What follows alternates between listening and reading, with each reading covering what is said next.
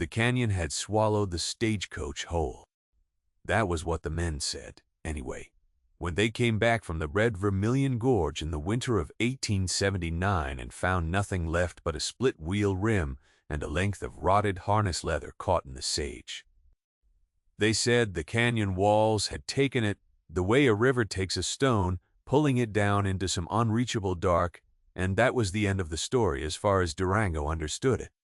The Butterfield relay coach, southbound from Silverton, with its full complement of cargo, had simply ceased to exist somewhere between the high rim rock and the dry creek bed at the canyon's foot.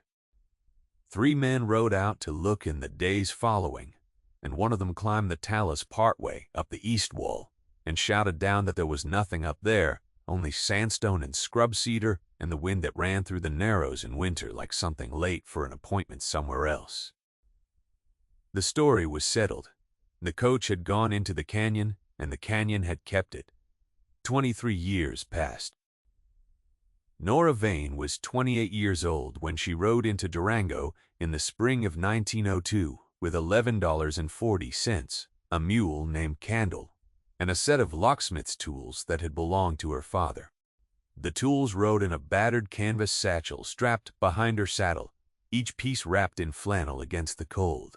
A set of pick wires and graduated gauges, a tension bar with a wrapped grip, a follower, a set of impressioning files, and a small mirror on a handle her father had made from a tobacco tin lid and a short length of bent wire. He had been a precise man, Jonas Vane, and he had taught precision the way other men taught silence, through the steady repetition of a single instruction, until the student's hands knew it better than the mind did. She had come from Ouray, where she had spent the winter repairing locks for the hotel and the dry goods concern in the Wentworth family, whose son had lost the combination to his father's small floor safe and would not admit it to the banker. She was not rich. She was not, by any frontier accounting, comfortable. But she was careful with money, the way her father had been careful with mechanisms, never forcing, always reading what a thing wanted before she told it what she needed. And so, $11.40 in the spring of 1902 was a position that could be improved. Jonas Vane had learned his trade in Cincinnati before the war and had carried it west in 1873. Following the silver boom to Ouray when Ouray was still a collection of tents and frozen mud and the smell of coal smoke that never quite left your coat. He had set up a small shop on the main street and done a steady trade repairing the locks of mining offices, assay houses, and the grander hotel rooms. And he had brought Nora into the work when she was 11, setting her beside him at the bench and putting the simplest mechanisms in her hands without preamble, because he believed understanding came from the fingers before it came from the head. He died when she was 22 of a lung complaint that had been coming for 3 winters, and he left her the tools, the bench, and a lease on the shop with 8 months remaining. She had run the shop until the lease expired, then packed the tools and moved, because a lease on a building was not a locksmith's inheritance, and she did not need a building to work. In the 6 years since, she had moved steadily, following where the work was. She had a reputation in 4 counties by now, not a loud one, but the kind that travels between the men who keep things, the hoteliers and assay clerks, and mine foremen who needed mechanisms they could trust. She had opened a herring hall floor safe in a collapsed boarding house outside Telluride and found the owner's deed of title inside it, which the man had spent 2 years believing was ash. She had repaired a bank's main vault door in Saguache when the tumblers had rusted into misalignment after a spring flood, working by lantern light while the bank manager stood behind her and tried not to show how frightened he was. She had been hired once, and only once, by a man in Montrose who turned out to want her to open his neighbor's barn lock, and she had ridden out of Montrose that afternoon without the work and without apologizing for it. She was not looking for the stagecoach when she found it. She had ridden the canyon road 3 times in 2 days, following a rumor that the widow Hatch kept a chub detector lock on her spring house and would pay in coin to have it taught to open again after the old key had gone missing. The road through the Red Vermilion Gorge was not comfortable travel. The canyon walls rose 200 feet on both sides, the sandstone the color of old brick, striped in horizontal bands of red and amber and a pale ochre that caught the morning light and threw it back warm. The track was narrow enough in places that Candle's saddlebags brushed the west face, and the sound the canyon made in wind was not a howl, but a low, continuous breath, the sound of air moving between close walls with somewhere else to go. Nora had traveled through narrower canyons and worse roads. What the Red Vermilion Gorge had that the others lacked was a particular quality of silence when the wind stopped, a silence so complete that the creak of her saddle sounded like a voice. She noticed it on the first pass through, and said nothing to herself about it, the way she said nothing to herself about many things she noticed, because thinking about a thing before she had to was a way of using up attention she might need later. It was in one of these narrows, on the second day of the return trip, that Nora looked up from the track and saw the wheel, not the rim.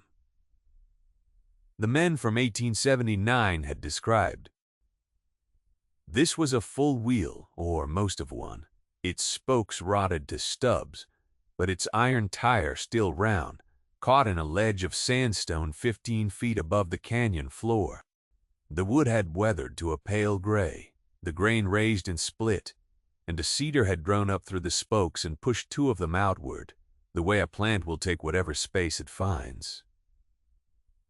She stopped Candle. She looked for a long time. Then she looked at the opposite wall. There was a crack in the canyon face she had ridden past twice without seeing, because its opening was shadowed in the afternoon, and the eye slid over it seeking light. Sandstone the color of old blood, a vertical seam perhaps, 3 feet across at the base, narrowing above to a place where the 2 faces nearly touched. The shadow inside was absolute.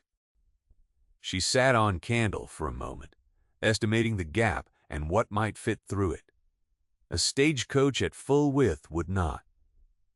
A stagecoach with its team removed and its doors taken off and its roof stripped would be close. She tied Candle to a cedar root at the talus foot and climbed the loose rock to reach the opening. The air that came out of the crack was cold and still, older than the afternoon air around her. She stood at the entrance and let her eyes adjust. The Butterfield coach was inside. It had not fallen. It had been driven in. 23 years had done their work on the wood. The roof was collapsed, the side panels punky with rot where they rested against the sandstone, and the door on the canyon side had long since dropped its hinges and lay flat on the dirt. The wheels were still under it. The iron tires settled into the dust, and the box was tilted perhaps 15 degrees off level, where the left rear wheel had sunk into a soft patch of the canyon floor.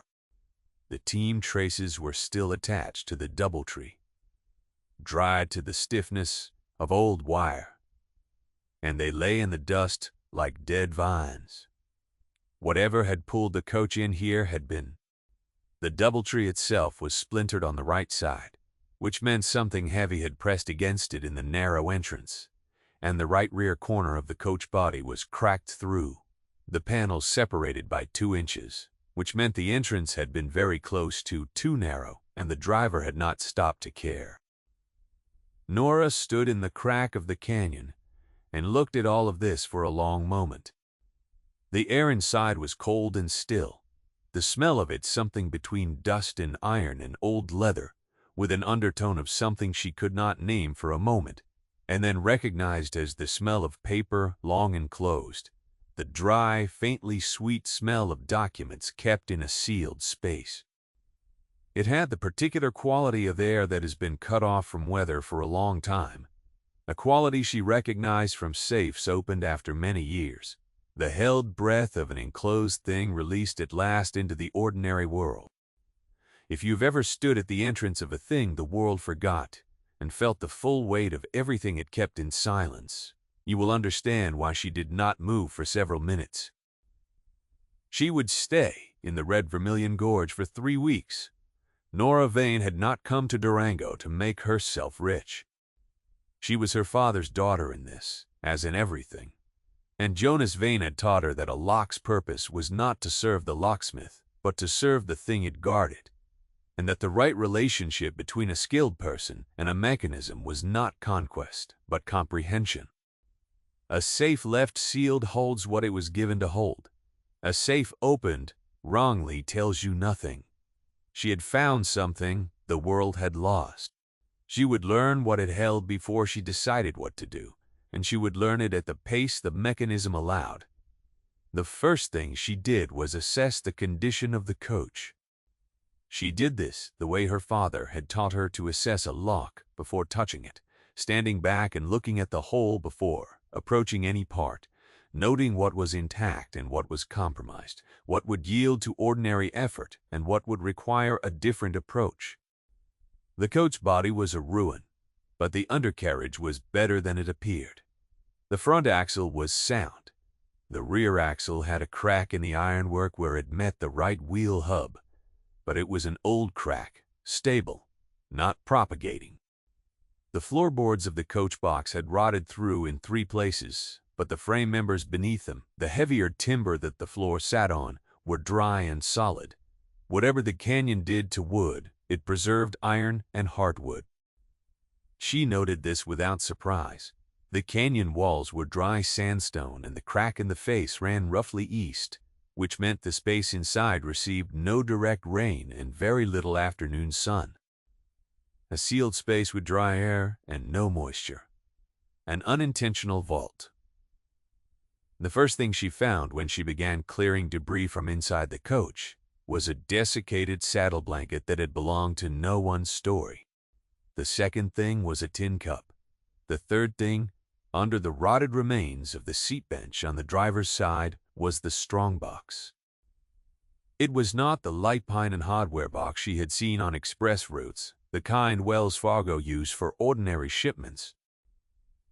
This was a proper Marvin floor model, the kind made for mining company offices and bank vaults, no more than 22 inches across, but built from 1/4-inch iron plate on a steel framework. Its corners reinforced with iron angle, and its lid secured by a 6-lever Chubb mechanism of the type her father had once spent an afternoon teaching her with a practice model he had borrowed from a locksmith in Denver. It weighed, she estimated, close to 90 pounds. She could see where the driver's side bench had been rebuilt to accommodate it, the new wood darker than the surrounding panels where it had been added, the joints not quite matching. Someone had modified the coach to carry this box specifically. They had not planned to carry it long. It had not been there by accident. A Marvin floor safe did not ride in a stagecoach. It was not courier cargo. It was furniture, the kind of object that sat in a building and did not move. Someone had loaded it onto this coach at Silverton and driven the coach into this canyon, and the reason they had done that was the oldest reason for hiding a thing, because they did not want anyone to find it. The question she sat with, while candle grazed on the sparse grass at the canyon's foot, was what they had been hiding from and whether after 23 years, the thing they feared still existed in a form that could be threatened by what the box held. She spent the first 2 days simply clearing the debris around the box and assessing the lock. The roof canvas had collapsed inward and she removed it in sections, carrying each piece outside to let it dry in the canyon sunlight before she could fold it. The seat bench above the box had rotted through, and she broke it away with a short pry bar she had taken from her saddlebag, working carefully to avoid disturbing the box's position. The box itself was filthy with dust, but intact. The iron plate merely surface rusted. the rust a fine orange powder that came off on her fingers and left the metal clean beneath. The mechanism was unstained and dry. She cleaned the keyhole first with a breath and a fine wire, checking for debris, finding none. She cleaned the faceplate next with a dry cloth, and the engraved letters of the manufacturer's mark emerged from the dust in plain relief. She had no key. She had not expected one. Her father had showed her the Chubb lever mechanism on a winter afternoon in their kitchen in Erie when she was 15. The practice model spread across the kitchen table, while snow came down outside the one window, and he had pointed to each component in turn with his forefinger, naming it not with the manufacturer's name but with his own. The way a person names the parts of something they have come to know. Well, the curtain, he called it, and the levers, and the false notch. The false notch was what he had spent the most time on. A Chubb lock was built to detect picking, he told her, because the levers were machined with two positions, the correct notch and a shallower false notch, designed to catch a pick moving too quickly. If the pick engaged the false notch, the lever would drop back against the bolt and the bolt would bind, and you would know before you had gone far that you were reading the mechanism wrong. The way through it was not speed, but pressure. Learning to distinguish by feel the true notch from the false, because they were built to feel identical to an impatient hand and entirely different to a patient one. He had said that a lock tells you what it needs if you listen before you push. She worked the tension bar and her lightest pick wire through the first afternoon and into the second morning. The canyon gave her good light until 3 in the afternoon, and then the shadow dropped fast and complete, the crack in the sandstone face going dark inside of 20 minutes. She lit a small oil lamp she had brought from her saddlebag and set it on the floor of the coach beside the box, and kept working by its circle of yellow light. The first lever came to its true position on the second afternoon, a nearly inaudible shift in resistance that she felt in the pick wire before she heard anything. She held still for a moment, maintaining the tension, then released and began the second lever. The second and third took another morning. The fourth and fifth were the Chubb's real test. The notch position set at angles that required the tension bar held at 2 degrees of clockwise pressure, and the pick wire moving in an arc through a radius she had to work out by touch, the geometry of the mechanism legible only in the feedback through the metal. She broke the wire on the 5th lever on the second attempt and had to pull everything out and splice a new section before she could resume. She did not allow herself to be impatient about this. A broken tool was information, not failure. It told her the angle was wrong by a fraction she now knew to correct.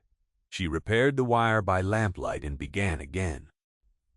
The 6th lever she found on a Tuesday morning, the resistance giving way so cleanly that for a moment she thought she had missed it, and then the bolt moved, and she understood she had not.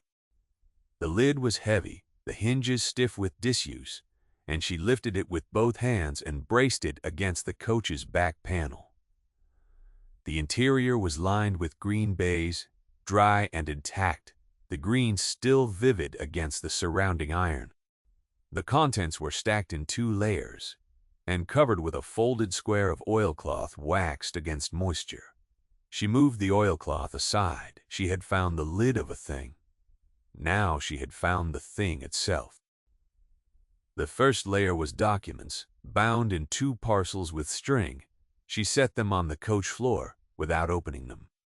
Beneath them, in the second layer, were 4 rectangular blocks wrapped in canvas. The canvas tightly folded and secured with a tarred twine that had held its knot across 23 years. She opened one block.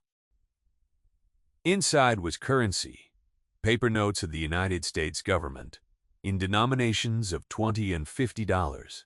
The notes slightly waxy from the oilcloth, but otherwise intact, the ink clear, the paper sound. The same. She did not open the other two, but she counted by thickness and denomination, and arrived at an estimate that sat somewhere between $38,000 and $42,000. She set all 4 blocks beside the document parcels and sat back against the canyon wall, with her hands on her knees, and let the air of the place settle around her. The documents were what she unfolded first. She had known she would. There were 2 categories. The first was a set of land conveyance records, the originals, each bearing notary seals and the counter-signatures of the Territorial Land Office. Assessor, names she recognized from county records. They described 6 parcels of mining claim land in the Silverton district, totaling 940 acres, each parcel with a full legal description, the survey marks and the boundary calls, the creek names and the ridge lines. The selling parties on the documents were named, 3 men and a woman, all of them with Silverton addresses. The purchasing party on every document was a company named the Consolidated Minerals Trust with offices listed in Denver, Colorado. The second category of documents was a set of receipts. Purchase receipts, handwritten on company letterhead, recording the amounts paid to each of the 5 sellers for their mining claims. The handwriting was consistent across all 5. The same hand. Someone's clerk most likely, and the ink had faded from black to brown, but was still fully legible. The total consideration recorded across all 5 receipts was $4,200. Nora sat in the cold silence of the canyon and read the receipts twice. Then she looked at the currency block. She did not count them in that moment, but she had already estimated, and the estimate was not a small number.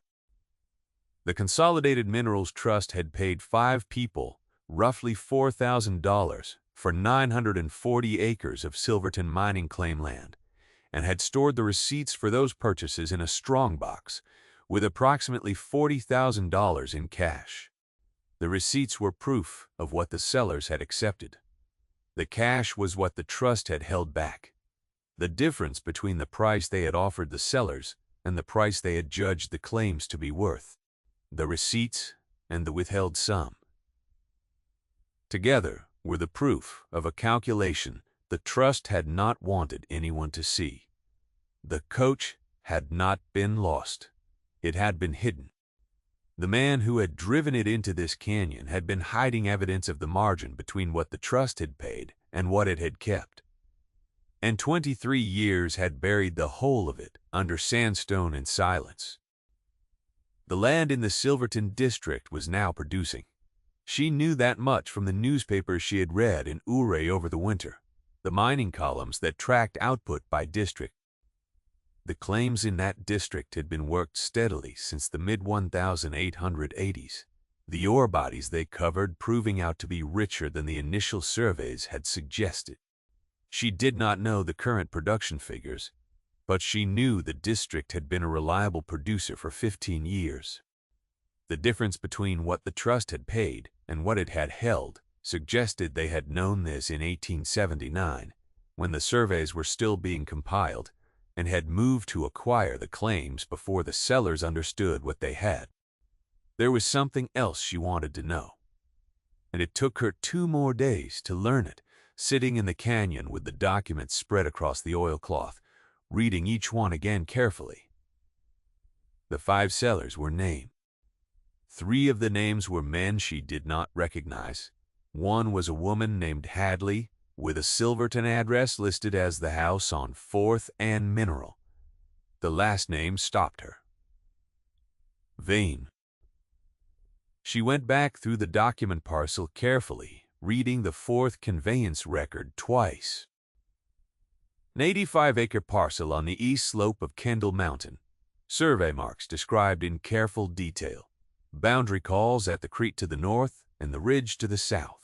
Selling party listed as Jonas Vane of Ouray, Colorado. Price received $720. The Consolidated Minerals Trust had paid her father $720 for an 85-acre mining claim on Kendall Mountain and had stored the evidence of the difference in the same box with the proof of every other seller's shortfall. Her father had sold that claim in the spring of 1879, the year she turned 5. He had mentioned it once, years later, as a piece of land he had bought on a rumor and sold when the rumor did not prove out, and he had said he was glad enough to have recovered what he paid for it. $720 had been what he paid for it. He had died believing he had been paid honestly. He had died 280 miles from the box that proved otherwise. Nora folded the documents carefully, each one along its original crease lines, and returned them to their parcel. She rewrapped the currency in its oilcloth and replaced it in the box. She closed the lid and did not latch it. Then she sat for a time with her back against the sandstone and her hands in her lap and looked at the iron box in the yellow lamplight. It weighed 90 pounds. The fraud, it documented, was 23 years old. The land it had been used to acquire was still producing, which meant the company that controlled it still existed in some form, or its successor did. She had found the box. The question was what she would do with what it held.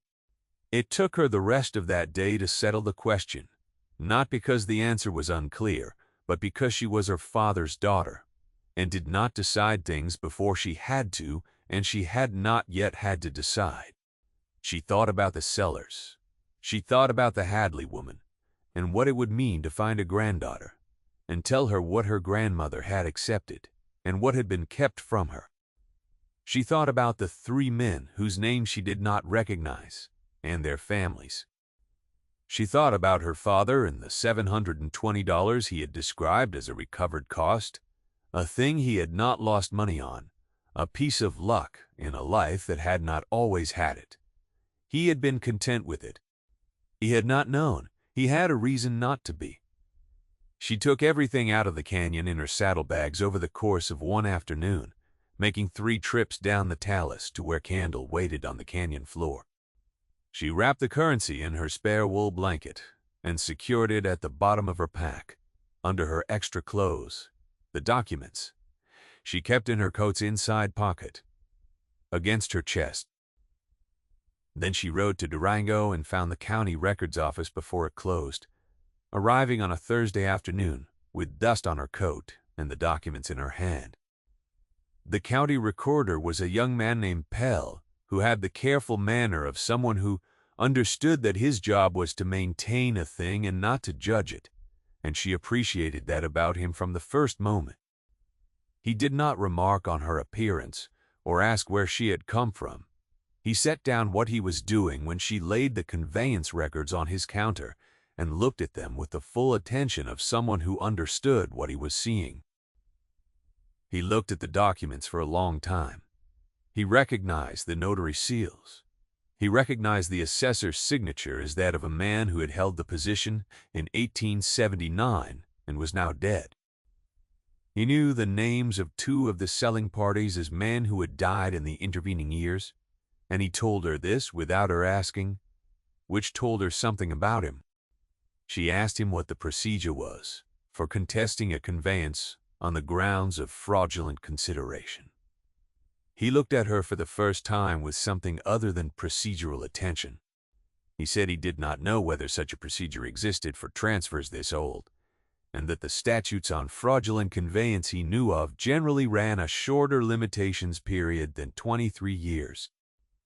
She said she thought there might be a federal provision in the territorial statutes that ran the limitations period from the date of discovery rather than the date of the transfer. She said she thought this provision existed specifically because fraud buried in paper might not surface for decades. He looked at her for another moment. She said she would be grateful if he would check. They spent the rest of that afternoon with the statute books working through the territorial codes in sequence, and he found the provision in the 3rd volume in a section governing federal land commissioner jurisdiction. the language precise and unambiguous about the limitations period beginning at the date of discovery of the fraudulent conduct, provided the plaintiff had not been on notice of the fraud and had not unreasonably delayed after discovering it. She left the original conveyance records with Pell that evening, having first made 2 sets of copies with his assistants, and rode back to the canyon to retrieve the strongbox. She hired 2 men from the Durango livery to help her, a man named Kress and his nephew, and she explained what they were retrieving and roughly where it was.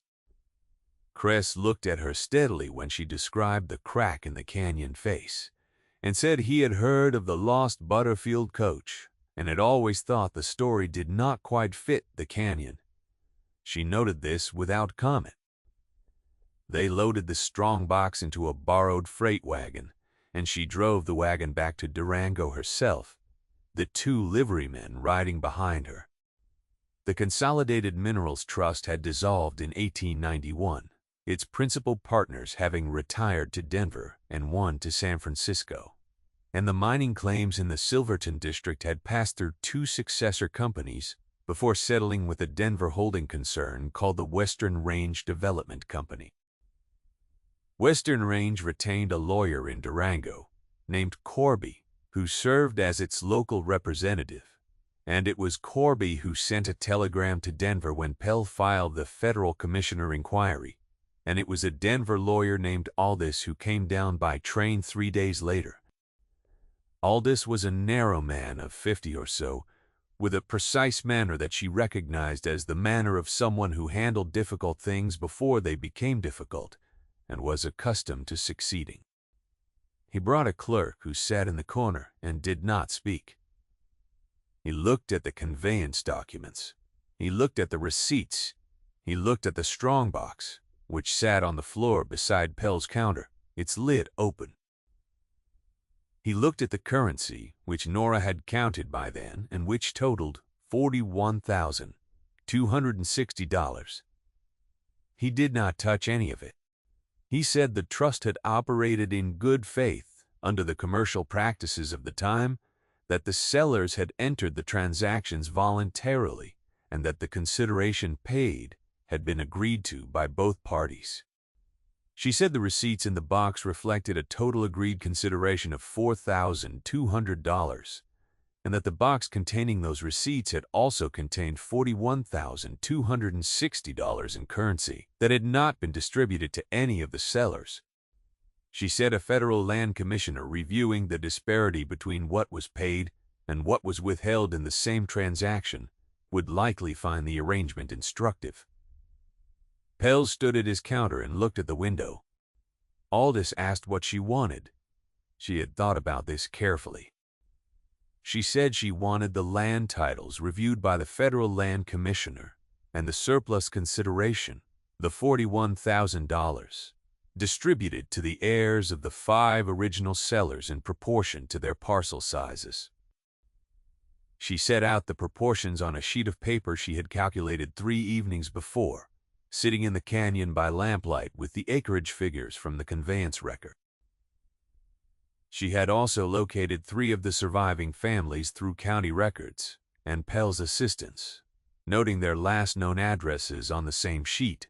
The 4th family, the Hadleys, Pell had identified through his own records a granddaughter named Wren Hadley, living in Montrose with her husband.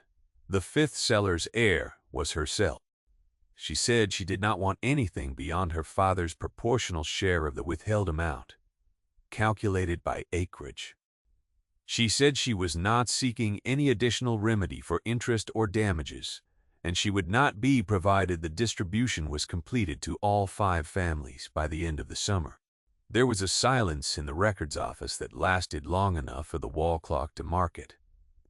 Aldis said he would need to consult with his client. She said she understood, and that she would be in Durango until the end of the week.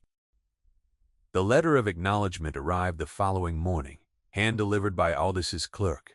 It committed the Western Range Development Company to the distribution she had outlined, subject to the federal commissioner's review.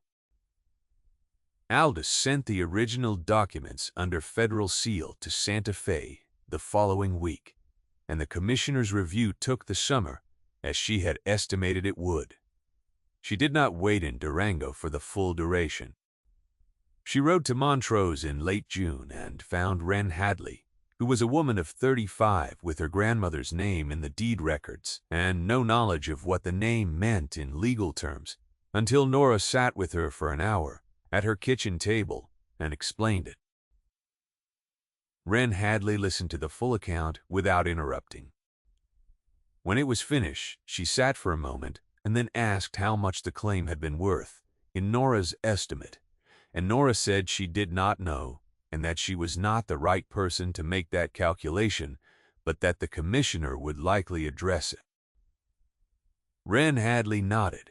She did not weep, and she did not express anger. She asked whether Nora had expected to find her grandmother's name in the box, and Nora said she had not, that she had gone into the canyon road looking for a widow's springhouse lock, and had come out of it with something rather larger than that. Wren Hadley smiled at this briefly, and then returned to her careful expression. By September, the distribution had been completed. Wren Hadley received $6,200 in the name of her grandmother's estate. The heirs of the three other sellers received sums ranging from $4,000 to $9,000, depending on their acreage proportions. She received $3,740, which was her father's proportional share of $41,260 calculated against 85 acres of 940. She did not keep it all. She paid Cress and his nephew a full day's wage each for their help with the Strongbox, though they had worked less than 2 hours. She paid Pell $20 for his time with the statute books, which he tried to return and which she declined to accept, and she told him it was for a service rendered and that she had no particular use for money she had not earned by it. She paid 3 months of stabling for Candle at the Durango livery, which came to $6. She put $100 with the Widow Hatch at the Canyon Roadhouse for the Chubb lock repair she had never completed, with a note that explained she had been detained by an unexpected prior engagement in the canyon and hoped the sum would cover the inconvenience. What remained she deposited in the Durango branch of the First National Bank under her own name in a regular savings account. The teller was a young woman who did not remark on the sum or ask questions. The Strongbox itself she left in the care of the county recorder's office because it belonged to the record of what had been found, and she saw no reason to separate the evidence from the account. It sat for some years in the corner of Pell's storage room, its lid propped open, the green baize inside still intact against the iron plate. Pell told her once when she passed through Durango, the following spring, on her way to a job in Aztec, that people sometimes came into the office to look at it without quite knowing why, drawn by the size of the thing and the darkness of the iron, the way an object keeps its gravity long after the secret inside it has been emptied out. He said it in the way of someone who had been thinking about a thing for several months and had finally found someone worth saying it to. The tools her father had left her she kept in the same canvas satchel, each piece in its flannel wrap, the same wrapping she had traveled with out of Ouray 6 years before. The pickwire she had broken on the 5th lever she repaired with a new section of steel from a Durango wire goods supplier, the splice soldered and filed smooth so it would pass through a keyway as cleanly as new wire. She repaired it because a broken tool left unrepaired is a small failure that accumulates. Her father had told her that, and he had been right about more things than she had understood when he was alive. She rode out of Durango on a June morning with Candle in the satchel and a savings account that contained, after all her payments, $2,920. The canyon road ran south from town along the Animas River, and she took it for the last time, riding through the red Vermilion Gorge in the early morning light. The crack in the East Canyon face was in shadow, and she could not see into it from the road, which was as it had always been. She passed it and did not stop because she had already taken everything that was to be found there, and there was nothing to go back for. The animas ran beside her for 3 miles, cold and green and carrying snowmelt from the high country. And then the canyon opened into the wider valley, and the red rock fell back, and the grass came in, and the morning light was level and warm on the country ahead. What the world threw into the dark and called gone, patient hands could find. That was what her father had meant to teach her, though he had said it about locks, and she had needed a canyon to understand it about everything else. If this story stayed with you, leave a word below. There are others like it, waiting. She was 28 years old, and she was solvent, and the tools in her satchel were her father's, and the road east was long and had no name she knew yet, only direction, and that was enough.